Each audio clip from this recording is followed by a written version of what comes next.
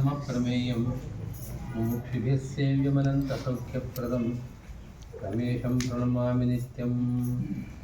श्रीशपादाम्बुजासक्तः करुणापूरशीतलः मध्वाख्यो मरुदंशो मे सन्तापान् सन्ततम् आनन्दतीर्थोपदिष्टो निधिर्नारायणः त्वयः प्रदर्शितो येन सम्यक् जयतीर्थं तमाश्रये। विभजेन्द्रमुखान् शिष्यान्नवकृत्वस्तुधां सुधीः यो पाठयच्चराजेन्द्रतीर्थो भूयाद्वित्तरः। संसध्वंसपदाम्भोजसंसक्तो हंसपुङ्गवः ब्रह्मण्यगुजराजाक्षो वर्ततां मम मानसे। ज्ञानवैराग्यभक्त्यादिकल्याणगुणशालिनः लक्ष्मीनारायणमुनीन् वन्दे विद्यागुरुं मम। अर्थकल्पितकल्पोऽयं प्रत्यर्थगजकेसरी गातकेत्तुगुरुर्भूयादस्मदिष्टार्थसिद्धये। तपो विद्याविरक्त्यादितद्गुणोघाकरानहं वादिराजगुरून् वन्दे हयग्रीवदयाश्रयान्। भक्तानां मानसां भोजभानवे कामधेनवे नमतां कल्पतरवे जयेन्द्रगुरवे नमः। दुर्वादित्वान्तरवये वैष्णवेन्देवरेन्दवे श्रीराघवेन्द्रगुरवे नमोऽत्यन्तदयाळवे। आपादमौलिपर्यन्तं गुरूणाम् आकृतिं स्मरेत् येन विघ्नाः प्रणश्यन्ति सिद्ध्यन्ति च मनोरथाः।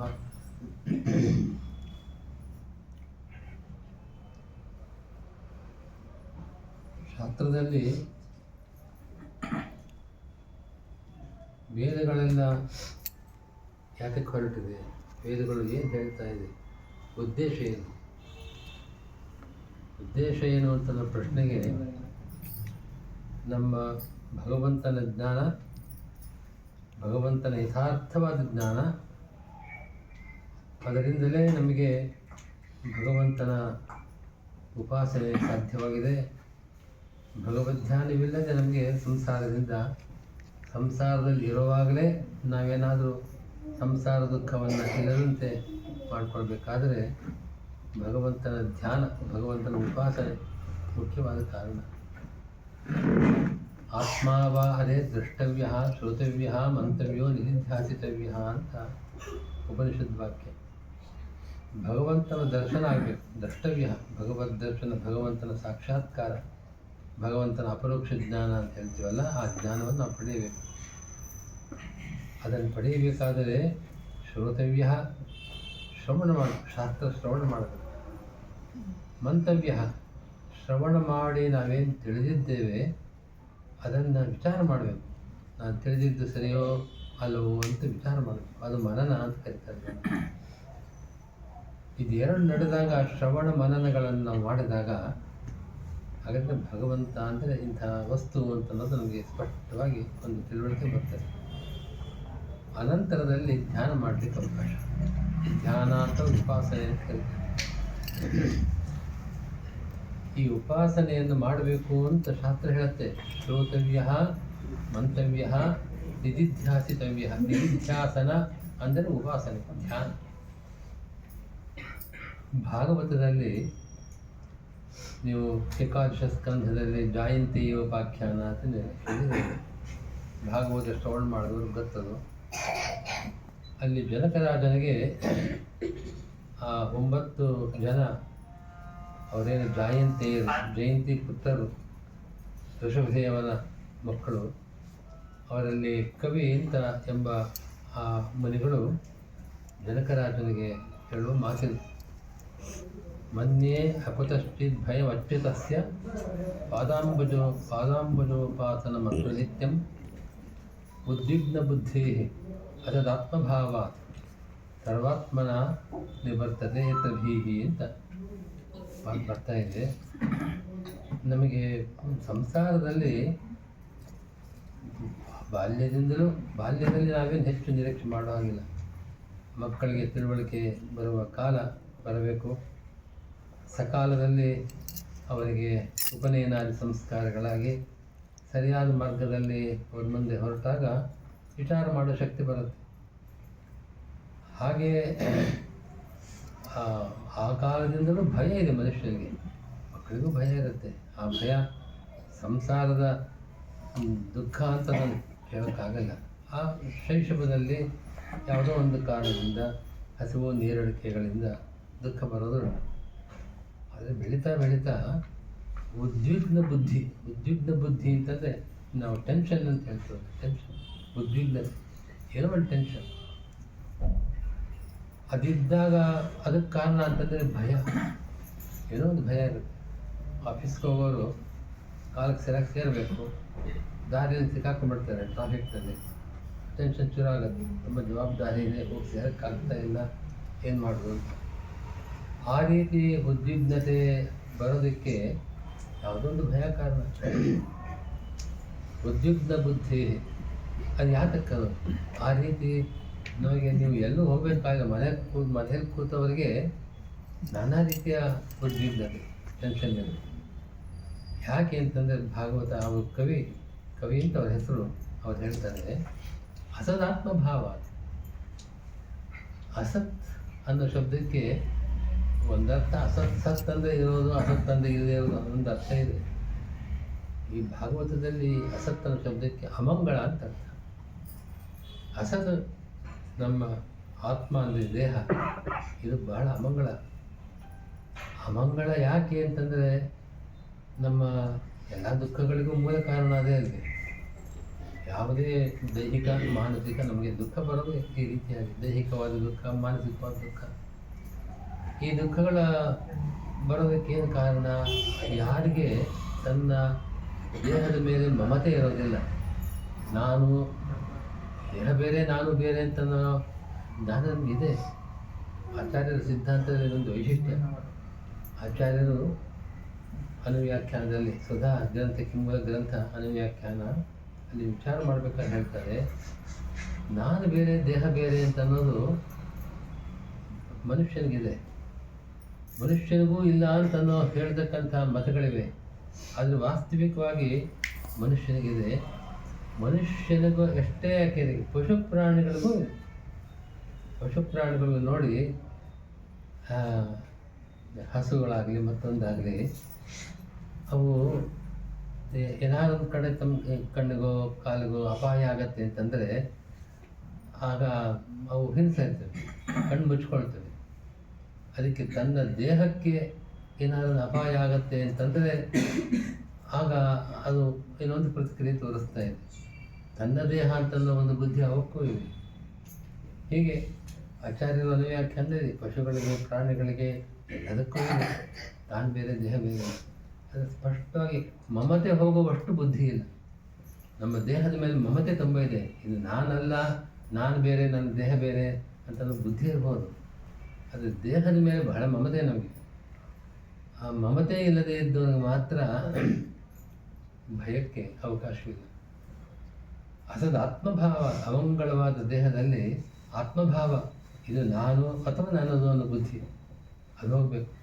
ಅದಕ್ಕೆ ಒಂದೇ ಕಾರಣ ಅಂತಂದರೆ ಆ ಭಯ ನಿವೃತ್ತಿಗೆ ಸರ್ವಾತ್ಮನಾಯತ್ತ ನಿವರ್ತತೆ ಭೀಹಿ, ಪೂರ್ಣವಾಗಿ ದುಃಖ ಹೋಗೋದಕ್ಕೆ ಒಂದೇ ಪರಿಹಾರ. ಅದು ಆ ಮುನಿಗಳು ಹೇಳ್ತಾ ಇದ್ದಾರೆ, ಅಕುತಶ್ಚಿತ್ ಭಯಂ ಅಚ್ಯುತಸ್ಯ ಪಾದಾಂಬುಜೋಪಾಸನ ಮತ್ತ ನಿತ್ಯ.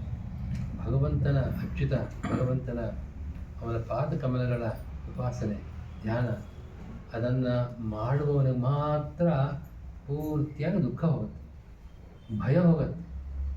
ಭಯದಿಂದ ದುಃಖ, ಭಯ ಹೋಗಬೇಕಾಗ್ತದೆ.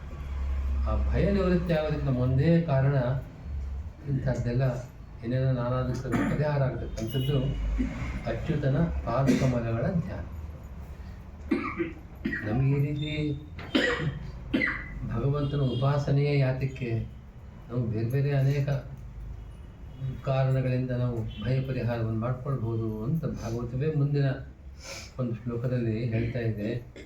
ನಾವು ತಿಳ್ಕೊಂಡಿದ್ದೀವಿ, ಒಳ್ಳೆ ವಿದ್ಯಾವಂತರಾದರೆ ನಮಗೆ ಇಂಥ ದುಃಖಗಳು ಕಡಿಮೆ ಅಂತೆ. ಹಾಗಲ್ಲ. ವಿದ್ಯಾ, ತಪಃ, ಪ್ರಾಣ ನಿರೋಧ, ಮೈತ್ರಿ, ತೀರ್ಥಾಭಿಷೇಕ, ವ್ರತ, ದಾನ, ಜಾಪ್ಯೈಹಿ, ಇದಿಷ್ಟು ನೋಡಿ. ವೇದಾಧ್ಯಯನ ಮಾಡಿರ್ತಾರೆ, ಶಾಸ್ತ್ರ ಜ್ಞಾನವನ್ನು ಸಂಪಾದನೆ ಮಾಡಿರ್ತಾರೆ. ವಿದ್ಯೆ ಅಂತಲ್ಲಿ ಎರಡೂ ಆಗುತ್ತೆ. ವೇದಾಧ್ಯಯನ ಮಾಡತಕ್ಕಂಥ ಜ್ಞಾನ, ಅದರಿಂದ ಬರುವ ಜ್ಞಾನ, ಅನಂತರ ಶಾಸ್ತ್ರ ವಿಚಾರ ಮಾಡಿ ಬರ್ತಕ್ಕಂಥ ಜ್ಞಾನ, ತಪಸ್ಸು, ವಿದ್ಯಾ ತಪಃ, ಕೆಲವರು ಪ್ರಾಣಾಯಾಮ, ಪ್ರಾಣ ನಿರೋಧ, ಯೋಗಾನುಷ್ಠಾನ ನಮ್ಮ ಮನಃಶುದ್ಧಿ ಆಗತ್ತೆ ಅಂತ ಹೇಳೋದುಂಟು. ಆಗ್ಬೋದು, ಆಗೋದಿಲ್ಲ ಅಂತಿಲ್ಲ. ಆದರೆ ಪೂರ್ಣ ಶುದ್ಧಿ ಆಗೋದಿಲ್ಲ. ಮನಸ್ಸಿನ ಶುದ್ಧಿ ಅಂದರೆ ಮನಸ್ಸಿನ ಕಲ್ಮಶಗಳೆಲ್ಲ ಹೋಗೋದು, ಮನಸ್ಸಿನ ದೋಷಗಳು ಹೋಗೋದು. ಶುದ್ಧಿ ಆಗೋದ್ರಿಂದ ಅಷ್ಟೇ ಇರಬೇಕು. ಬಟ್ಟೆ ಶುದ್ಧವಾಗಿದೆ ಅಂತಂದರೆ ಯಾವ ಕೊಳೆಯೂ ಇಲ್ಲ ಅಂತ ಅರ್ಥ. ಮನಸ್ಸಿನ ಕಲ್ಮಶ, ಮನಸ್ಸಿನ ಕೊಳೆ ಅಂತಂದರೆ ನಿಮಗೆಲ್ಲ ಗೊತ್ತಿರೋ ಹಾಗೆ ನಮ್ಮ ಶತ್ರುಗಳು, ಅದು ಒಂದಲ್ಲ 6 ಶತ್ರುಗಳು ಮನಸ್ಸಿನಲ್ಲಿ ಯಾವಾಗ ಕೂತ್ಕೊಂಡ್ರೆ ಅರಿಷಡ್ ವರ್ಗ ಅಂತ ಹೇಳ್ತಾರೆ. ಕಾಮ, ಕ್ರೋಧ, ಲೋಭ, ಮೋಹ, ರಾಗ, ದ್ವೇಷಗಳು, ಇದು ಕಲ್ಮಶಗಳು. ಇದು ಹೋಗಬೇಕಾದ್ರೆ ನಾವು ವಿದ್ಯೆಯಿಂದ ಹೋಗೋದಿಲ್ಲ, ತಪಸ್ಸು ಮಾಡಿದವನು ಹೋಗೋದಿಲ್ಲ ಅಂದ್ರೆ ಹೋಗ್ಬೋದು ಸ್ವಲ್ಪ. ಆದರೆ ಅಂತರಾತ್ಮ ಅಂದರೆ ಮನಸ್ಸು ಪೂರ್ಣವಾಗಿ ತನ್ನ ದೋಷವನ್ನು ಕಳೆದುಕೊಳ್ಳೋದಿಲ್ಲ, ಸ್ವಲ್ಪ ಹೋಗುತ್ತೆ. ಕೆಲವರು ವಿದ್ಯಾ ತಪಃ, ಪ್ರಾಣ ನಿರೋಧ, ಮೈತ್ರಿ, ನಮ್ಮ ಒಳ್ಳೆ ಸಜ್ಜನರ ಸಹವಾಸ ಇದರಿಂದ ಹೋಗೋದಿಲ್ಲ ಅಂತಿಲ್ಲ. ಕೆಲವರು ತೀರ್ಥಯಾತ್ರೆ ಮಾಡಿ ತೀರ್ಥ ಸ್ನಾನ ಮಾಡಿದ್ರೆ ನಮ್ಮದೆಲ್ಲ ದೋಷ ಹೋಗುತ್ತೆ ಅಂತ ಹೇಳ್ತಾರೆ. ಹೋಗುತ್ತೆ, ನಿಜ, ಪೂರ್ತಿ ಹೋಗೋದಿಲ್ಲ. ವ್ರತಗಳನ್ನು ಮಾಡ್ತೇವೆ, ಅನೇಕ ವ್ರತಗಳನ್ನು ಮಾಡ್ತೇವೆ. ಕೆಲವರು ಕಠೋರವಾದ ವ್ರತಗಳನ್ನು ಮಾಡೋದುಂಟು, ಉಪವಾಸ ವ್ರತಗಳನ್ನು ಮಾಡ್ತಾರೆ. ಭೀಷ್ಮ ಪಂಚುಕ ಇದೆಲ್ಲ ಮಾಡೋದಿಲ್ವೇ? ಇಂತಹ ವ್ರತಗಳನ್ನು ಮಾಡಿ ದೇಹ ಶುದ್ಧಿ ಆಗತ್ತೆ ಅಂತ ಹೇಳ್ತಾರೆ. ಅದು ಆ ಕಾಲದಲ್ಲಿ ಮನಸ್ಸು ಭಗವಂತನ ನಿಲ್ಲುವಷ್ಟು ನಮಗೆ ಸಿದ್ಧತೆಯೇ ಇಲ್ಲ. ಯಾಕೆಂದರೆ ಹಸಿವಾಗತ್ತೆ ಅನ್ನೋ ಜ್ಞಾನವನ್ನು ಅದನ್ನು ತಡ್ಕೊಳ್ಳೋಕೆ ಪ್ರಯತ್ನ ಹೊರತಾಗಿ ಹಸಿವಿನ ದುಃಖವನ್ನು ತಡ್ಕೊಳ್ಳೋದಕ್ಕೆ ಪ್ರಯತ್ನ ಹೆಚ್ಚಾಗಿರುತ್ತೆ ಹೊರತು ಭಗವಂತ ಕಡೆ ಹಸಿವಿನ ಕಾಲದಲ್ಲಿ, ಉಪವಾಸದ ಕಾಲದಲ್ಲಿ ಭಗವಂತ ಕಡೆ ಮನಸ್ಸು ಹೋಗೋದು ಕಡಿಮೆ. ಹಾಗಾಗಿ ಹೀಗೆ ವ್ರತ, ದಾನ ಮಾಡ್ತೇವೆ. ಸತ್ಪಾತ್ರರಿಗೆ ದಾನ ಮಾಡಬೇಕು, ದಾನ ಮಾಡ್ತೇವೆ. ದಾನ ಮಾಡಿದರೆ ಆಗತ್ತೆ, ಅದರ ಪ್ರಭಾವ ಇದೆ. ಜಪ ಮಾಡ್ತೇವೆ, ಜಪದಿಂದ ಮನಃಶುದ್ಧಿ ಆಗತ್ತೆ ಅಂತ ಶಾಸ್ತ್ರ ಹೇಳುತ್ತೆ. ಜಪ ಮಾಡಬೇಕಾದ್ರೆ ಮನಃಶುದ್ಧಿ ಬೇಕಲ್ಲ. ಮನಸ್ಸಿನಲ್ಲಿ ಏನೇನೋ ಯೋಚನೆಗಳು ಬಂದರೆ ಜಪ ಕಾಲದಲ್ಲಿ ಕೇವಲ ಬಾಯಲ್ಲಿ ಮಂತ್ರೋಚ್ಚಾರಣೆ ಮಾನಸಿಕವಾಗಿ ಅಷ್ಟೇ ಹೊರತಾಗಿ ಮನಃಶುದ್ಧಿ ಆಗೋದಿಲ್ಲ. ಯಾವುದರಿಂದ ಅತ್ಯಂತ ಶುದ್ಧಿ ಅಂತರಾತ್ಮ ಅಂದರೆ ಮನಸ್ಸಿಗೆ ಶುದ್ಧಿ ಬರೋದಿಲ್ಲ. ಯಾವಾಗ ಶುದ್ಧಿ ಆಗುತ್ತೆ ಅಂದರೆ ಯಥಾ ಭಗವತ್ಯನಂತೆ ಹೃದಯಸ್ಥೆ. ಅನಂತ ಭಗವಂತ, ಅನಂತ ಅಂತ ಅವನಿಗೆ ಹೆಸರು. ಸರ್ವ ದೇಶಗಳಲ್ಲಿ, ಸರ್ವ ಕಾಲಗಳಲ್ಲಿ, ಸರ್ವಗುಣಗಳಿಂದ ಎಲ್ಲ ರೀತಿಯ ಪೂರ್ಣತೆ ಪಡೆದವನು ಅವನು ಅನಂತ. ಅವನ ಹೃದಯಸ್ಥನಾದಾಗ ನಮ್ಮ ಹೃದಯದಲ್ಲಿ ಮನಸ್ಸಿನಲ್ಲಿ ನಿಲ್ಲಬೇಕು. ಅವನ ಮನಸ್ಸಿನಲ್ಲಿ ನಿಂತನೋ ಮನಸ್ಸಿನ ದೋಷಗಳೆಲ್ಲ ಹೋಗುತ್ತೆ. ಹಾಗೆ ಅತ್ಯಂತ ಶುದ್ಧಿ ಆಗತಕ್ಕಂಥದ್ದು. ಅತ್ಯಂತ ಶುದ್ಧಿ ಆಗಬೇಕಾದರೆ ನಮಗೆ ಉಪಾಸನೆ ಬೇಕು. ಉಪಾಸನೆ ನಮಗೆ ನೇರವಾಗಿ ಇದು ಕಾರಣ ಆಗುವುದಿಲ್ಲ. ಉಪಾಸನೆ ಜ್ಞಾನ, ಭಕ್ತಿ, ವೈರಾಗ್ಯಗಳು ಬೇಕು. ಭಗವಂತನ ಉಪಾಸನೆಯನ್ನು ಮಾಡೋದಕ್ಕೆ ಶ್ರವಣ, ಮನನ ಇದೆಲ್ಲ ಮಾಡ್ತೇವೆ. ಆ ಜ್ಞಾನ, ಭಕ್ತಿ, ವೈರಾಗ್ಯಗಳು ಮಾತ್ರ, ಅದಿಲ್ಲದೆ ಇದೆಲ್ಲ ಮಾಡಿದ್ರೆ ಯಾವುದೂ ಉಪಯೋಗ ಇಲ್ಲ. ಅದೇ ಭಾಗವತದಲ್ಲಿ ಇನ್ನೊಂದು ಶ್ಲೋಕ, ಹೇಗೆ ಭಗವಂತನ ಉಪಾಸನೆ ನಮಗೆ ಈ ರೀತಿಯಾದ ಒಂದು ಅತ್ಯಂತ ಶುದ್ಧಿಯನ್ನು ತಂದುಕೊಡುತ್ತೆ ಅಂತ ಅನ್ನೋದಕ್ಕೆ ಹೇಳ್ತಾರೆ. ಭಕ್ತಿ ಪರೇ ಸ್ವೇ ಅನುಭವ, ವಿರಕ್ತಿ ಅನ್ಯತ್ರ, ತ್ರಿಕಃ ಏಕಕಾಲ. 3 ಭಕ್ತಿ, ಭಕ್ತಿ ಮತ್ತು ಅನುಭವ. ಸ್ವೇ ಅನುಭವ ಅಂತಂದರೆ ಭಗವಂತನ ಜ್ಞಾನ ಆಯ್ತೆ. ಜೊತೆಗೆ ಅನ್ಯತ್ರ ವಿರಕ್ತಿ, ಲೋಕದಲ್ಲಿ ವಿರಕ್ತಿ. ಭಕ್ತಿ ಪರೇ ಅಂತಂದರೆ ಪರಮಾತ್ಮ, ಸರ್ವೋತ್ತಮನಾದ ಪರಮಾತ್ಮನಲ್ಲಿ ಭಕ್ತಿ. ಸ್ವೇ ಅಂದರೆ ತನ್ನಲ್ಲಿ, ತನಗೆ ಅದರಿಂದ ಒಂದು ಅನುಭವ ಬರಬೇಕು. ಅನುಭವ ಅಂತಂದರೆ ಭಗವಂತನಲ್ಲಿ ಭಕ್ತಿ ಹೆಚ್ಚಿದಷ್ಟು ನಮಗೆ ಭಗವಂತನ ಜ್ಞಾನ ಬರಲಿಕ್ಕೆ ಅನುಕೂಲವಾಗ್ತದೆ. ಜ್ಞಾನ ಭಕ್ತಿಗಳೆರಡೂ ಬಂತು. ಜ್ಞಾನ ಭಕ್ತಿಗಳು ಎರಡೂ ಇದ್ದಾಗ ಮಾತ್ರ ಅನ್ಯತ್ರ ವಿರಕ್ತಿ ಇದು ಸೇರುತ್ತೆ. ಇದು 3 ಕೂಡ ಉಪಾಸನೆಯಿಂದ ನಾವು ಪಡೆಯೋದಕ್ಕೆ ಸಾಧ್ಯ. ಅದು ಹೇಗೆ ಒಂದು ದೃಷ್ಟಾಂತ, ಒಳ್ಳೆ ಸುಂದರವಾದ ದೃಷ್ಟಾಂತವನ್ನು ಭಾಗವತ ಹೇಳುತ್ತೆ. ಪ್ರಪದ್ಯಮಾನಸ್ಯ ಯಥಾಶ್ನತಃ. ಪ್ರಪದ್ಯಮಾನಸ್ಯ, ಇದನ್ನು ಮೂರನ್ನು ನಾವು ಯಾವಾಗ ಪಡೆಯಬಹುದು ಅಂತಂದರೆ, ಭಗವಂತನಲ್ಲಿ ಪ್ರಪತ್ತಿ ಅಂತ ಹೇಳ್ತಾರಲ್ಲ, ಶರಣಾಗತಿಯನ್ನು, ಉಪಾಸನೆಯನ್ನು ಮಾಡಿದವನಿಗೆ ಇಂಥದ್ದು ಮೂರು ಬರ್ತದೆ. ಯಥಾಶ್ನತಃ ತುಷ್ಟಿ ಪುಷ್ಟಿ. ತುಷ್ಟಿ ಅಂತಂದರೆ ಸಂತೋಷ. ಉಪವಾಸ ಮಾಡಿದ್ದಾರೆ, ಏಕಾದಶಿ ಮತ್ತೊಂದು ಉಪವಾಸ ಮಾಡಿರ್ತಾರೆ, ಊಟಕ್ಕೆ ಕೂತ್ಕೊಂಡಾಗ ಮೊದಲು ಬಂದೊಂದು ತುತ್ತು ಕೂಡ ಒಂದು ಸಂತೋಷ ಕೊಡುತ್ತೆ, ತುಷ್ಟಿ. ಹಾಗೆ ಮತ್ತು ಪುಷ್ಟಿ, ದೇಹಕ್ಕೊಂದು ಪುಷ್ಟಿ ಬರ್ತದೆ. ಹಸುವು ನಿವೃತ್ತಿ ಆಗುತ್ತೆ, ಹಸುವು ಹೋಗ್ತಾ ಇದೆ, ನಿವೃತ್ತಿ, ಕ್ಷುನ್ ನಿವೃತ್ತಿ. ಇದು ಮೂರು ಏಕಕಾಲಕ್ಕೆ ನೋಡಿ. ಒಂದು ತುತ್ತು ಹಾಕ್ಕೊಂಡಾಗ ಸಂತೋಷ ಆಗುತ್ತೆ, ದೇಹಕ್ಕೆ ಸ್ವಲ್ಪ ಬಲ ಬಂದಾಗತ್ತೆ, ಜೊತೆಗೆ ಹಸುವು ಹೋಗ್ತಾ ಇರುತ್ತೆ. ಇದು ಮೂರು ಹಸಿವಿದ್ದು ಊಟ ಮಾಡುವ, ಹಸಿವಿಲ್ಲದೆ ಊಟ ಮಾಡೋರಿಗೆ ಮೂರು ದುಃಖವೇ ಜಾಸ್ತಿ ಆಗಿದೆ. ಹಾಗೆ ಇದು ಮೂರು ಕೂಡ ಏಕಕಾಲ, ಒಂದೇ ಕಾಲದಲ್ಲಿ ಬರುವಂತೆ ಭಗವಂತನ ಉಪಾಸನೆ ಮಾಡಿದವರಿಗೆ, ಭಗವದ್ ಜ್ಞಾನವನ್ನು ಪಡೆದವರಿಗೆ ಬರುತ್ತೆ. ಆದರೆ ಅದು ಅಭಿವ್ಯಕ್ತ ಜೀವನಲ್ಲಿ ನೀವು ಕೆಲವರಿಗೆ ಎಷ್ಟೇ ಭಕ್ತಿ ಬರಬೇಕು ಅಂತ ಪ್ರಯತ್ನ ಪಟ್ಟರು ಭಕ್ತಿ ಬರೋದಿಲ್ಲ. ಏನೇನೋ ಮಾಡಿದ್ರು ಕೂಡ ಏನೋ ಒಂದು ತೋರಿಕೆಗಾಗತ್ತೆ ಹೊರತಾಗಿ ನಿಜವಾದ ಭಕ್ತಿ, ಜ್ಞಾನ, ವಿರಕ್ತಿ ಇದು ಎಲ್ರಿಗೂ ಬರೋದಿಲ್ಲ. ಎಲ್ರಿಗೂ ಬರೋದಾದರೆ ಲೋಕದಲ್ಲಿ ದುಃಖಕ್ಕೆ ಕಾರಣವೇ ಇಲ್ಲ. ಕೆಲವರಿಗೆ ಮಾತ್ರ ಆ ರೀತಿ ಒಂದು ಸ್ವಭಾವ ಇರುತ್ತೆ. ಯಾಕೆಂದರೆ ಜೀವನದಲ್ಲಿ ಆ ಯೋಗ್ಯತೆ ಇರಬೇಕು, ಅದು ಒಳಗೆ ಇರುತ್ತಲ್ಲ. ಜ್ಞಾನ, ಭಕ್ತಿ, ವೈರಾಗ್ಯಗಳ ಬೀಜ ಇರುತ್ತೆ ಮನಸ್ಸಿನಲ್ಲಿ. ಅದು ಅಭಿವ್ಯಕ್ತವಾಗೋದಕ್ಕೆ ನಮಗೆ ಇದೆಲ್ಲ ಬೇಕು ಸಾಧನ. ಅಂಥದ್ದನ್ನು ನಾವು ಪಡೆಯಬೇಕು. ಅಂಥದ್ದನ್ನು ಪಡೆಯಬೇಕಾದರೆ ಜ್ಞಾನ ಬರಬೇಕಾದ್ರೆ ಶಾಸ್ತ್ರ ಹೇಳೋದು ಬಿಂಬೋಪಾಸನ ಅಂತ. ನಮ್ಮಲ್ಲಿ ಬಿಂಬ, ನಾವು ಪ್ರತಿಬಿಂಬ, ಭಗವಂತ ನಮಗೆ ಬಿಂಬ. ಆ ಬಿಂಬನ ಉಪಾಸನೆ ಮಾಡಿದಾಗ ಬಿಂಬರೂಪಿಯಾದ ಭಗವದ್ ಉಪಾಸನೆಯಿಂದ ನಾವು ಪಡೆಯಬಹುದು ಅಂತ ಶಾಸ್ತ್ರ ಹೇಳ್ತಾ ಇದೆ. ಅದನ್ನು ಪಡೆಯೋದಕ್ಕೆ ಬಹಳ ಕಾಲ ಬೇಕು. ಮೂರು ಕೂಡ ಅಷ್ಟು ಸುಲಭ ಬರತಕ್ಕಂಥದ್ದಲ್ಲ. ಆ ರೀತಿಯಾದ ಒಂದು ಜ್ಞಾನ, ಭಕ್ತಿ, ವೈರಾಗ್ಯಗಳು ಬರಲಿಕ್ಕೆ ಗುರುಗಳ ಅನುಗ್ರಹ, ಜೀವನ ಯೋಗ್ಯತೆ ಅಂತೂ ಇದ್ದೇ ಇರುತ್ತೆ. ಆದರೆ ಗುರುಗಳ ಅನುಗ್ರಹ ಬೇಕು. ಅವರ ಅನುಗ್ರಹದಿಂದ ಈ ಜ್ಞಾನ, ಭಕ್ತಿ, ವೈರಾಗ್ಯಗಳನ್ನು ಪಡೆದು ನಾವು ಸಂಸಾರ ಭಯದಿಂದ ಮುಕ್ತರಾಗಬಹುದು ಅಂತ ಒಂದು ಶಾಸ್ತ್ರದ ಸಾರ ಇದೆ. ವ್ಯಾಸರಾಯರು ನಮಗೆ ಶಾಸ್ತ್ರಾಧ್ಯಯನ ಮಾಡಿದವರಿಗೆ ಆಗೋದು ಕಷ್ಟ. ಶಾಸ್ತ್ರಾಧ್ಯಯನ ಮಾಡದೇ ಇದ್ದವರಿಗೂ ಕೂಡ ಆ ರೀತಿಯ ಒಂದು ಪ್ರವೃತ್ತಿ ಜೀವನದಲ್ಲಿ ಪ್ರವೃತ್ತಿ ಬರಬೇಕಾದ್ರೆ ಅವರ ದೇವರ ನಾಮಗಳು ಸಾಕು. ಕೃಷ್ಣ ಕೃಷ್ಣ ಕೃಷ್ಣ ಎಂದು 3 ಬಾರಿ ನುಡಿಯರು ಅಂತ ಭಕ್ತಿಯಿಂದ ಆ ದೇವರ ನಾಮವನ್ನು ಹೇಳಿದಾಗ ನಮಗನ್ಸುತ್ತೆ ಮನಸ್ಸಲ್ಲಿ ಒಂದು ಮನಸ್ಸು ಆರ್ದ್ರವಾಗಬೇಕು ಅಂತ. ಮನಸ್ಸು ಅಂತಃಕರಣ ಅದು ಒದ್ದೆಯಾಗಬೇಕು ಅಂತ, ಅದಕ್ಕೆ ಆರ್ದ್ರವಾಗೋದು. ಒದ್ದೆಯಾಗೋದಂತಂದರೆ ಭಾವೋದ್ರೇಕ ಆಗಬೇಕು.